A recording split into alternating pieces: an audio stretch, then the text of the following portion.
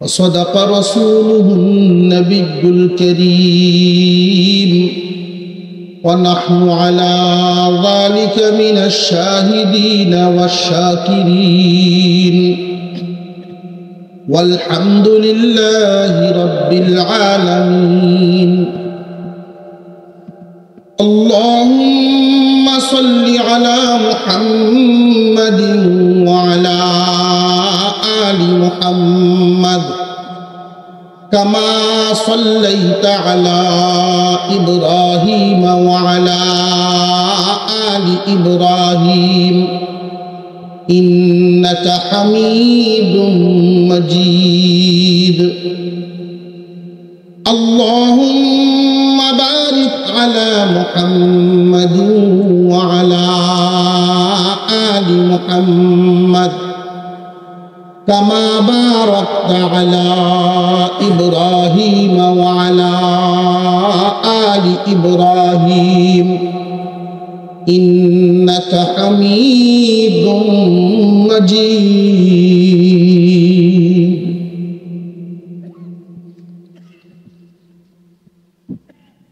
হিলফুল ফুজুল পরিষদ নওগাঁ বাজার জামালগঞ্জ সুনামগঞ্জের উদ্যোগে আয়োজিত আজকের এই তাফসীরুল কোরআন মাহফিলের চলতি অধিবেশনে শ্রদ্ধাভাজন সভাপতি সাহেব, উপস্থিত জাতির শ্রেষ্ঠ সন্তান উলামায়ে কেরাম, মুরব্বিয়ানে আযম, সর্বস্তরের সুধী সমাজ, আল্লাহ পাক রব্বুল আলামিনের দরবারে শুকর আদায় করি যিনি একান্ত দয়া করে মেহেরবানি করে আজকের এই কোরআনের মজলিস রহমতি বরকতি জায়গায় শামিল হওয়ার তৌফিক দান করেছেন বলি আলহামদুলিল্লাহ। মুহতারাম হাজিরিন, সন্ধ্যার আগ থেকেই আলোচনা চলছে এ পর্যন্ত ধারাবাহিকভাবে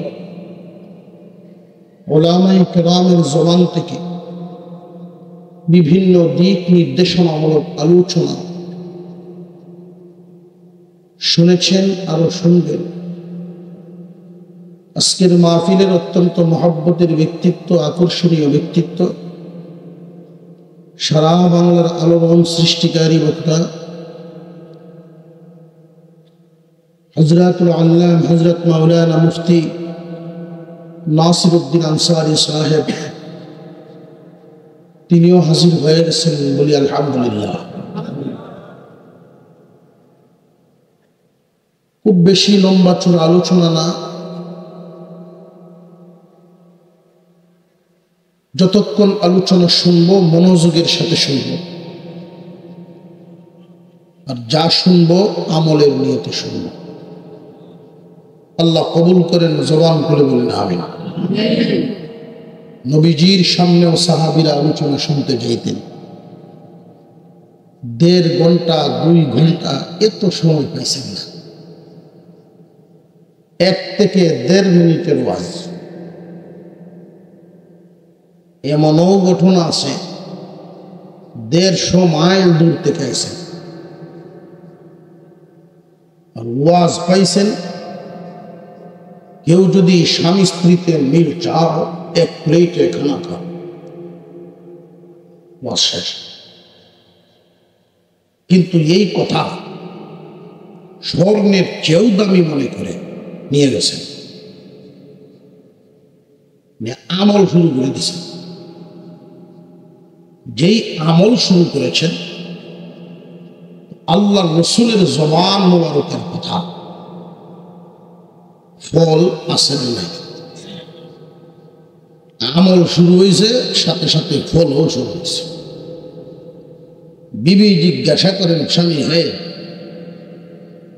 15-20 বছর যাবৎ একসাথে সংসার করি, এ তো মহব্বত আবেগ ছিল কই? 1 সপ্তাহের ভিতরে যেই পরিমাণ মহব্বত বাড়ছে, কোনো কুদানি কাদানি নেই, কোনো ঝগড়াঝাটি নাই, কার্য কীর্তন নাই, শুধু মিল আর মিল। তা আগে আসেন নবীজির সাহাবী, উনি খুব ফজিলত বর্ণনা করলেন যে আল্লাহর রাসূলের জবান মোবারকের কথা। বিয়ে শাদীতে দেখবেন মুরব্বীরা নবদম্পতিকে এই কাজটা করায় দেয়। এখনো আছে না এই রসুল? নতুন জামাই নতুন বউ একসাথে বসাইয়া একজনের মুখে আর একজনের দিকে খাওয়ায়। ঠিক না বেঠে?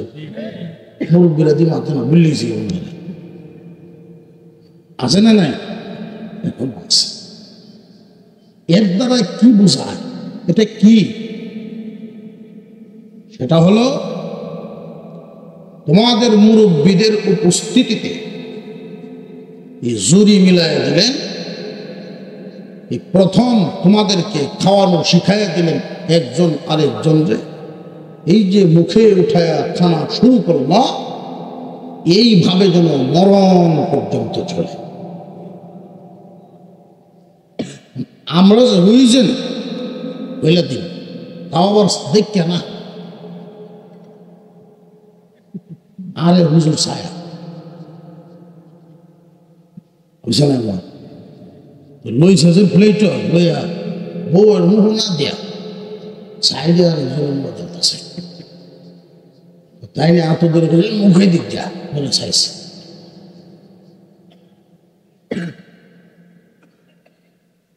জীবনের প্রথম স্বামী স্ত্রী দুইজনরা একসাথে বসাইয়া 2 রাকাত নামাজ পড়ায়। নামাজের মানে এই না যে মুসলমান বানায় দিতেছে, শিখাচ্ছেন। আমরা মনে করি এই যে একদিন খাওয়া ইসলাম হতে আল্লাহ, ঠিক না বেঠিক? ওয়াজ শুনি ঠিক, বাড়িতে নেই না, সমস্যা সেইটা।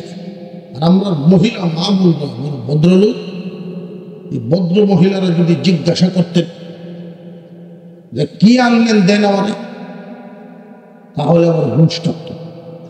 বাড়িতে গেলে তো দিতে বলি, যাও 1-2 জনে কয়েই ভালো যে কি আনছো দেও, ডাইলের বলবেন বুঝতে পারবে ওয়াজ না।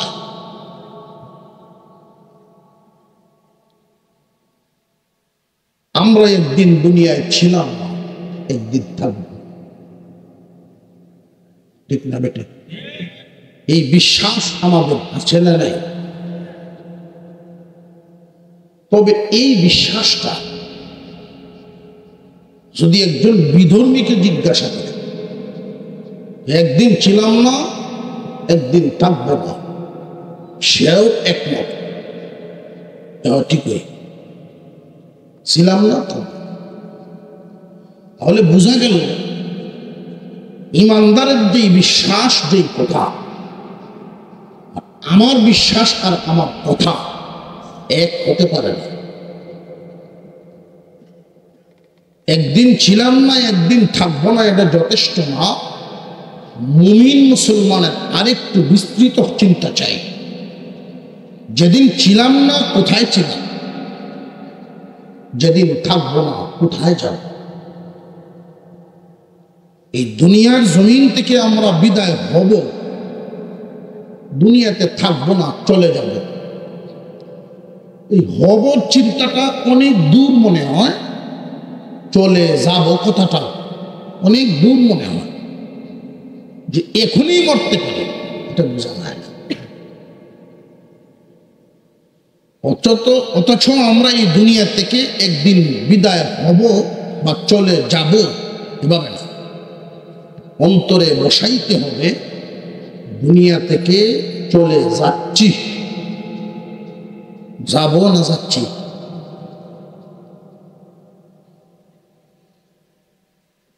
কিয়ামতের কঠিন ময়দান, শেষ ঠিকানা একটার নাম জান্নাত আরেকটার নাম জাহান্নাম। আমরা একদিন ছিলাম না, একদিন থাকবো না। যেই দিন ছিলাম না, কোথায় ছিলাম? রূহের জগতে ছিলাম আমরা। রূহের জগৎ থেকে রওনা দিলাম মার গর্ভে, মার গর্ভ থেকে আসলাম দুনিয়ায়। দুনিয়া থেকে যাব কবরের জগৎ, সেইখান থেকে দাঁড়াবো হাসরের মাঠ। ওইখান থেকে ফয়সালা হবে ফুলসিরাত পাড়ি দিয়া জান্নাত। মাঝখানে বিপদের ঘাটি আছে না নাই? নেককারের জন্য পুরস্কার, আর বদকারের জন্য আমাদের সামনে বড় বিপদের ঘাটি, বড় কঠিন ঘাটি। আল্লাহ মানুক আর না মানুক, ইমানদার আর বেঈমান যাই হোক, আমলওয়ালা হোক আর বেআমল হোক, এমন কোন মানুষ নাই যেই মানুষ এই চার ঘাটি পাড়ি দিবে না। আমাদের সামনে বিপদের ঘাটি হলো চারটা, এরপরে হলো শেষ ঠিকানা। এক নম্বর বিপদের ঘাটি মৌতের ঘাটি, দুই নম্বর বিপদের ঘাটি আলমে বারজাখ কবরের ঘাটি, তিন নম্বর বিপদের ঘাটি হাসরের মাঠ, চার নম্বর বিপদের ঘাটি হলো ফুলসিরাত। চারটা ঘাটি পাড়ি দিয়া প্রত্যেকটা মানুষ তার গন্তব্যে পৌঁছবে, শেষ ঠিকানায় পৌঁছবে। তবে এই ঘাটিগুলো যে পাড়ি দিব আমরা, নেককারের জন্য পুরস্কার, শান্তি, আরাম, আর বদকারের জন্য আল্লাহ রেখেছেন শাস্তি, সাজা। মৌতের ঘাটিটা মুমিন বান্দাই শুধু পাড়ি দিবে না কাফেরও পাড়ি দিবে? নামাজিরা শুধু পাড়ি দিবে না বেনামাজিও পাড়ি দিবে? নেককার আর বদকার এই দুই শব্দ আমি কেন বললাম? নেক কাজ যদি একটা একটা করে সব বলতে যাই শেষ হবে না, বদ কাজও যদি বলতে থাকি শেষ হবে না। একটাই পরিচয় নেককার, আর একটা পরিচয় বদকার। নেককার বলা হয় যে নাকি ভালো কাজ করে, ভালো ভালো কাজ করে, সেই হলো নেককার। বদকার হলো বদ কাজ করে, খারাপ কাজ করে, সেই হইল বদকার।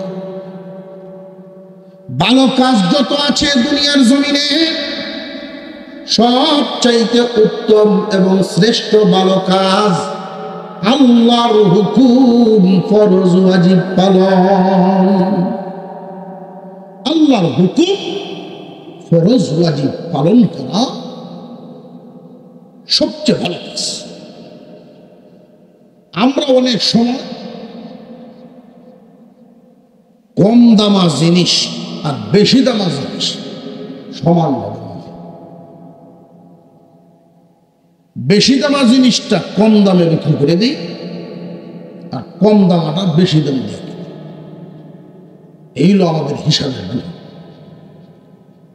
সবে বরাত আসলে 3 দিন আগের থেকে কাপড় চোপড় ধুইয়া রেডি হইতে মনে হইতেছে যুদ্ধে যাইব, যে প্রস্তুতি নেয়া।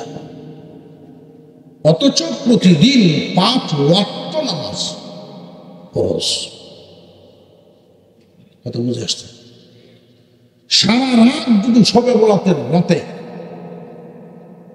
নফল নামাজ কেউ পড়ল, এশারের জামাত পড়ল, খানা খাইয়া বা ঘুমায় গেল, উঠে ফজর পড়ল, সারা রাত ঘুমে, তার আমল নামায় কোনো গুনাহ তো নেই। কিন্তু একজন মানুষ রাত্রে 2টা 2:30 পর্যন্ত নফল ইবাদত করলো, ওইটা গিয়ে ঘুম দিল।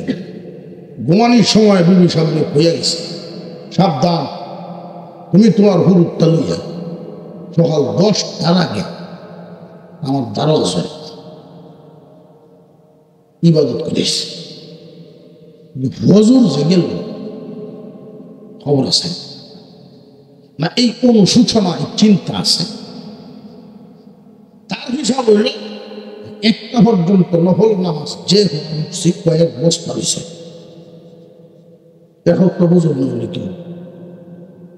অথচ সারা জিন্দেগি নফল নামাজ, 1 ওয়াক্ত ফরজ নামাজের মুখাবিলায় ফরজের পাল্লা ভারী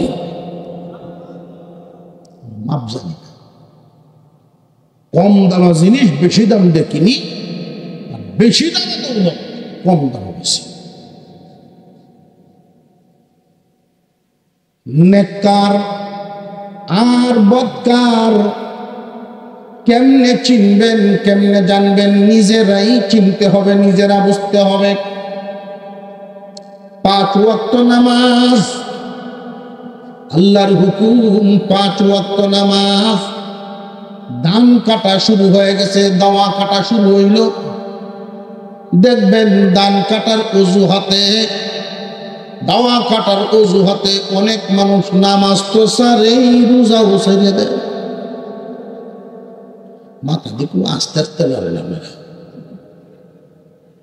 আছে না নাই?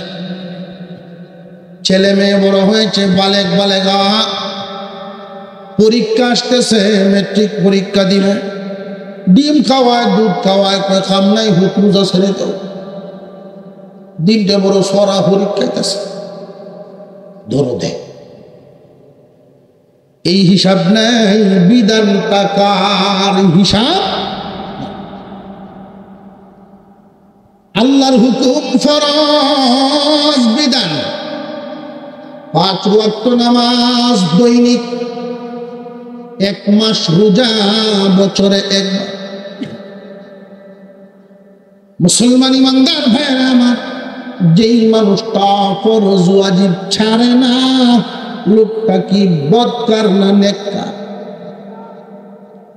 পক্ষান্তরে হারাম কাজের দিকে আমরা একটু তাকাই। আল্লাহ নিষেধ করেছেন, এটা হারাম। মাকরু কোনটা, হারাম কোনটা, মাকরুয়ে তাহরিমি কোনটা, তানজি কোনটা, ওইটাও বুঝি না।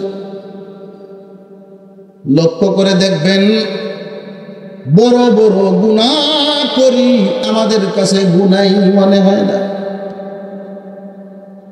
নেককারকে বদকারকে এটা আগে বোঝা দরকার।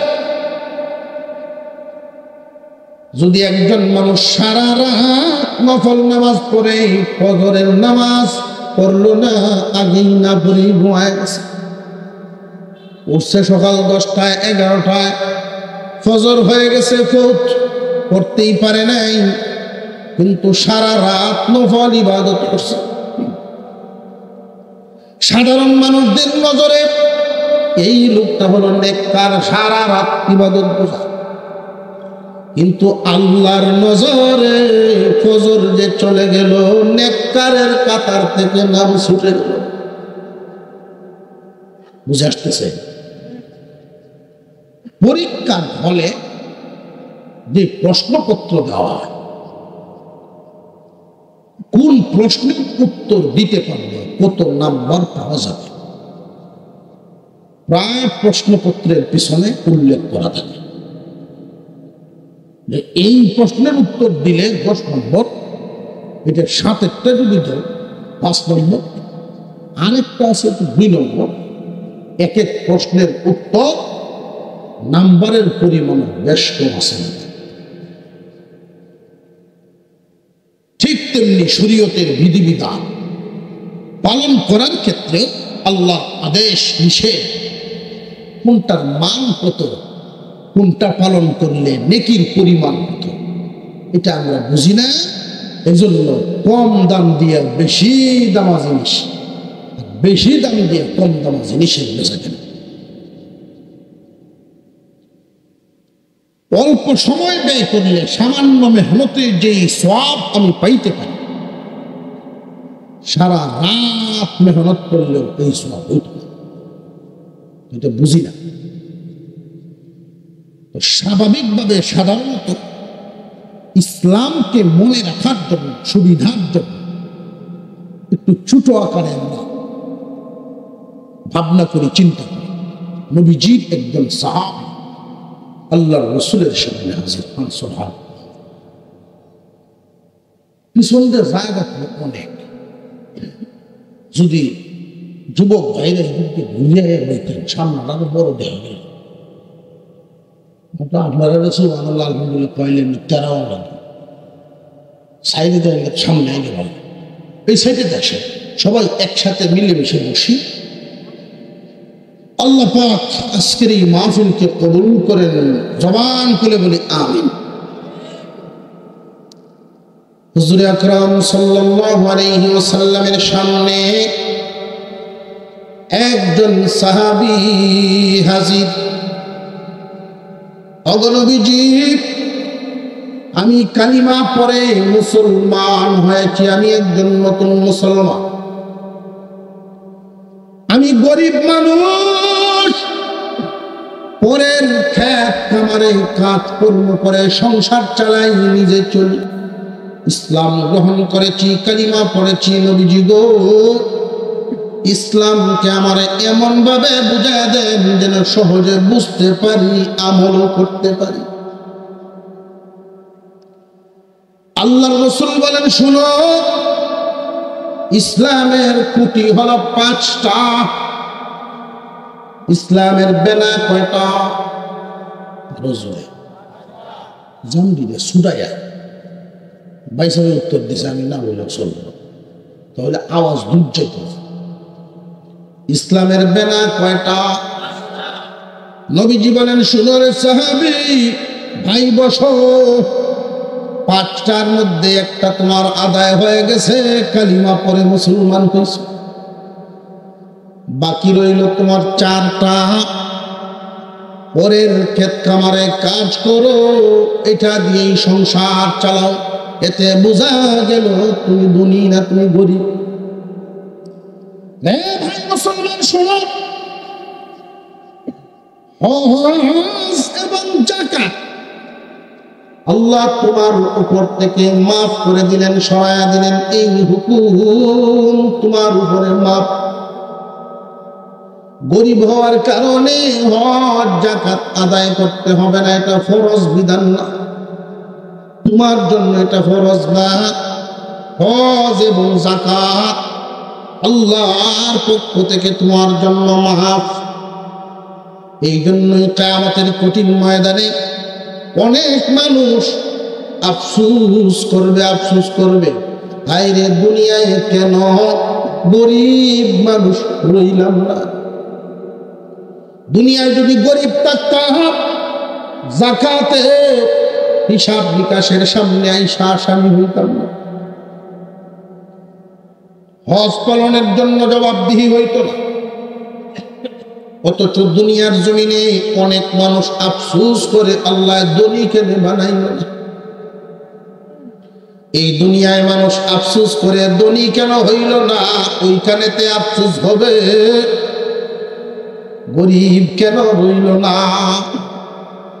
আপনার আমার পয়গম্বর বলেন, শুনো, কালিমার হক আদায় হয়ে গেছে, হজ যাকাতের মাফি পাইলা, বাকি আর রইল কয়টা? সাধারণ মুসলমান আল্লাহর নবী জিজ্ঞাসা করেন, শুনো রে ভাই, বছরে 1 মাস রোজা রাখতে পারবানি? নবীজির সাহাবী বলেন, বছরে 1 মাস রোজা ইনশাআল্লাহ। তার কথার দ্বারা নবীজি তাকায় রইলেন, সাহাবীর চেহারার দিকে তাকায় রইলেন, খুব স্বাচ্ছন্দ্যের সাথে আমল গ্রহণ করে নিলেন। 1 মাস রোজা রাখলেই বুঝি রোজার হক আদায়। 1 কোটি আমার 5টা কোটি ইসলামের 5টা বেনা। 1 নাম্বার কালিমা,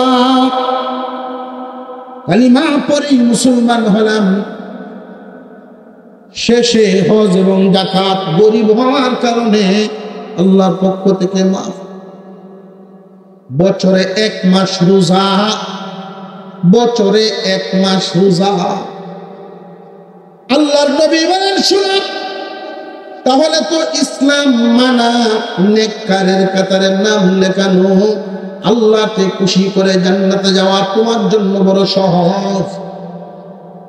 বছরে 1 মাস রোজা রাখা আর দৈনিক 5 ওয়াক্ত নামাজ পড়া, দৈনিক 5 ওয়াক্ত নামাজ, বছরে 1 মাস রোজা, দৈনিক 5 ওয়াক্ত নামাজ, বছরে 1 মাস রোজা। আল্লাহর নবীর সাহাবী মন থেকে গ্রহণ করলেন, আসানের সাথে ইসলামের মালা গলায় পরে বলেন, হুজুর ইসলাম বুঝি এত সহজ, জান্নাত বুঝি এত সহজ? হ্যাঁ, জান্নাত এতই সহজ। বছরে 1 মাস রোজা, দৈনিক 5 ওয়াক্ত নামাজ, দৈনিক 5 ওয়াক্ত নামাজ, বছরে 1 মাস রোজা। যারাই পালন করবে তারাই জান্নাতি।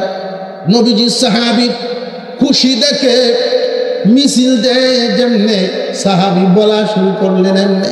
বছরে 1 মাস রোজা, দৈনিক 5 ওয়াক্ত নামাজ, দৈনিক 5 ওয়াক্ত নামাজ, বছরে 1 মাস রোজা, আল্লাহ জান্নাত দিবেন, জান্নাত। নবীজি ডাক দিলেন, সাহাবীরা রে দেখো জান্নাত মানুষ যায়, জান্নাতি মানুষ যায়। দেখো দৈনিক 5 ওয়াক্ত নামাজ। আমরা যত নেক কাজ করি, নেক কাজ, একটা হলো আল্লাহর আদেশ, আরেক প্রকার হলো আল্লাহর নিষেধ। আদেশগুলো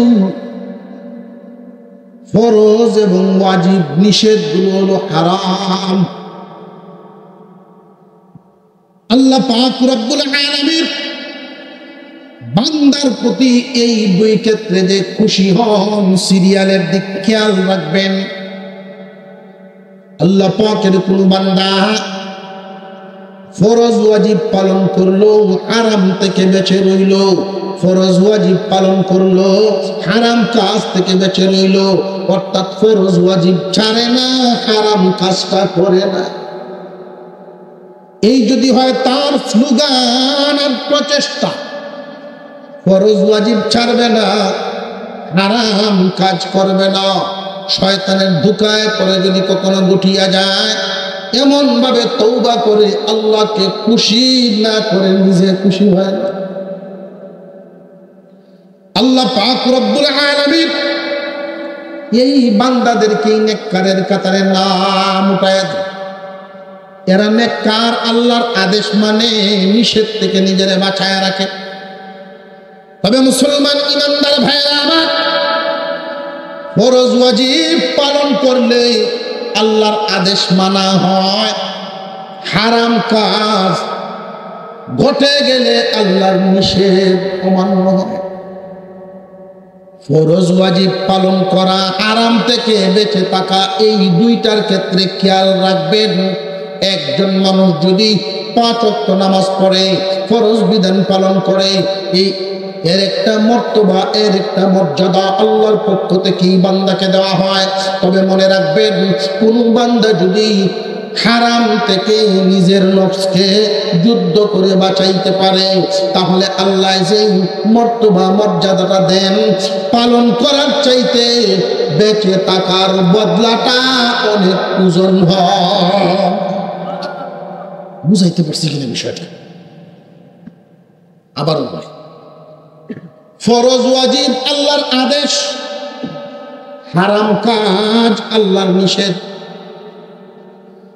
আদেশ পালন করলেও আল্লাহ খুশি হন, নিষেধ থেকে বেঁচে থাকলেও তো আল্লাহ খুশি হন। আদেশগুলো পালন করলে আল্লাহর পক্ষ থেকে বান্দাকে বদলা দেন, নিষেধ থেকে বেঁচে থাকলেও আল্লাহর পক্ষ থেকে বান্দাকে বদলা দেন। তবে আদেশ পালন করার বদলা নিষেধ থেকে বেঁচে থাকার বদলা সমান না। নিষেধ থেকে বেঁচে থাকার বদলাটা একটা কথা বললেই অনুমান করতে পারবেন, আমার আপনার আল্লাহ বান্দার প্রতি কতটাই খুশি হন। একজন মানুষ সুযোগ আছে গুনাহ করবার পারে, কিন্তু আল্লাহর ভয় করে না। বন্ধু বান্ধবরা ডাকে আসো, সুযোগ যায়, গুনার কাজ করে ফেলি, সুযোগ যায়, বান্দায় তাকায় দেখে এই যে কাজ, এটা আল্লাহর নিষেধ। বন্ধুরা নারাজ হয় কিন্তু আল্লাহকে নারাজ করে না। বিয়ে শাদী অনুষ্ঠানের মধ্যে অনেকেই অনিয়ম কার্যকলাপ করতে চায়, আত্মীয় স্বজন যুবক পোলাপান রাগ হয়। এই যুবকে বলেন, না তোমরা রাগ হও, আমি আল্লাহকে রাগ করাবো না। যেই বান্দা কোন একটা অন্যায় হারাম থেকে, গুনার কাজ থেকে নিজেকে বাঁচাইয়া রাখতে পারে, শুনেন মুসলমান, আল্লাহর সৃষ্টি জগতে যত মাখলুক আল্লাহ বানাইছেন, সৃষ্টি জগতের মাখলুক সম পরিমাণ নেকি তার আমল নামায় দেওয়া হয়। অন্যায় থেকে নিজেকে বাঁচায় রাখে, যারা নিজেকে বাঁচায় রাখতে পারে, আদেশগুলো পালন করতে পারে, তার নামটাই নেককারের ভেতরে। বিপদের ঘাঁটি কয়টা সামনে? চারটে। মৌতের ঘাঁটিতেও নেককারের জন্য আসান। কেমন আসান? তার যে মরণটা হবে, বেলুনের গিরা করলে যে হালত করে বাতাস বেড়ে গেল, এর কেউ আসানে নেককারের মরণ। কবরের জগৎ 2 নম্বর ঘাঁটি। একটা ঘুম দিব, ইসরাফিলের সিংহার আওয়াজ হবে, চোখ কচলাতে কচলাতে উঠবে, আর বলতে থাকবে কাঁচা ঘুম ভেঙে গেল। ওনার কাছে মনে হবে ফজরের 2 রাকাত সুন্নত পড়লে লাগে যতক্ষণ, উনি ঘুমাইছেন তত। আরেকটু জুড়ে বলছে, একই গুরুস্থানে আল্লাহ তার এত শান্তির ঘুমে যদি ঘুম পাড়াবে, শান্তির ঘুম। 3 নম্বর হাসরের ময়দান। 3 নম্বর ঘাঁটিতে নেককারের জন্য আল্লাহ কুদরতি এমন এক ব্যবস্থা করবেন, আল্লাহর আরশের ছায়া পড়ে আশ্রয় দিবেন। 4 নম্বর ফুলসিরাত পানি দিবেন বিজলির আকারে, চোখের পলকে। পক্ষান্তরে বৎকার মৃত্যুর যন্ত্রণাটা তার এমন হবে, জিন্দা একটা প্রাণীকে সিলাইলে যেমন লাগে, একটা ডাবল কষ্ট। কবরের হালত হবে, কবরের যে ঘাঁটি 2 নম্বর বিপদের ঘাঁটি। বৎকারের জন্য ওইখানকার হালত হবে, 1 ওয়াক্ত নামাজ থেকে আরেক ওয়াক্ত নামাজ। এতটুকুন সময় যে শাস্তিটা তার উপরে দেওয়া, তার নিজের ক্ষেত্রে অনুভব হবে, সে নিজে নিজে মনে করবে এই 1 ওয়াক্ত নামাজ থেকে আরেক ওয়াক্ত নামাজ কোটি কোটি বছর চলে গেছে। এক ফেরেশতা শাস্তি দিয়ে জোহর থেকে আসর, এর উপরে দেওয়া শাস্তি শেষ হয়েছে, রিমান্ড শেষ হয়েছে। আসরের ভোর থেকে আরেকজনের নতুন জিনিস চিল্লাইবে, কাঁদবে, আর জিজ্ঞাসা করবে আগের যেজন এত ফিডানি ফিডাইল, এত নির্যাতন করে গেল, কোটি কোটি বছর পর্যন্ত শাস্তি দিল, আর এখন তুমি আইছো, তুমিও শাস্তি দিল, তুমি কত কোটি বছর থাকবা? আল্লাহর ফেরেশতা বলবেন, ও নাফরমান, সময়ের জীবন দান, এই সময়ের দাম কবরে আইসা বাড়ছে, ঘন্টার ঘন্টা কোন দিকে গেছে খবর হচ্ছে না।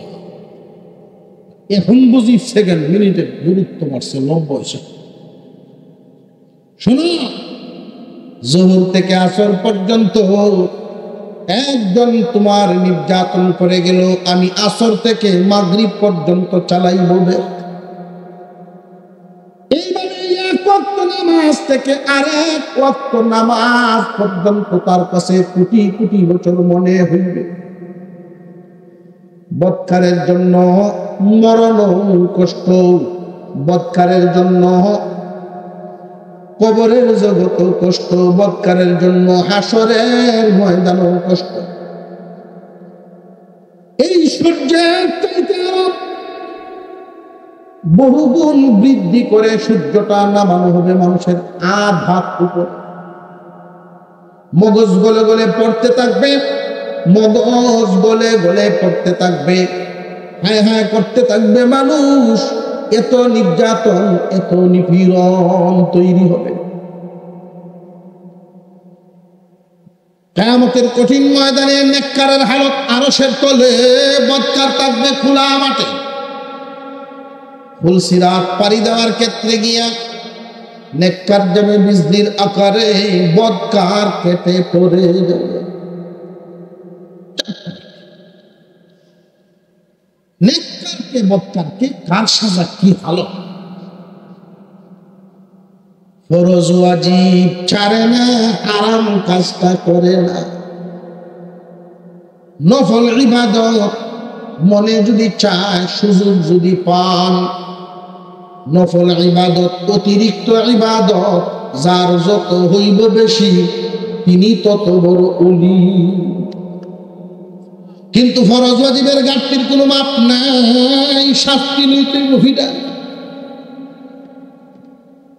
জেনে রাখবেন, আল্লাহ পাক রব্বুল আলামিন আদেশ নিষেধ দিয়া বাউন্ডারি দিয়েছেন। ফরজ ওয়াজিব ছাড়বা না, প্রয়োজনে জমিন নষ্ট হোক, নামাজ যেন নষ্ট না।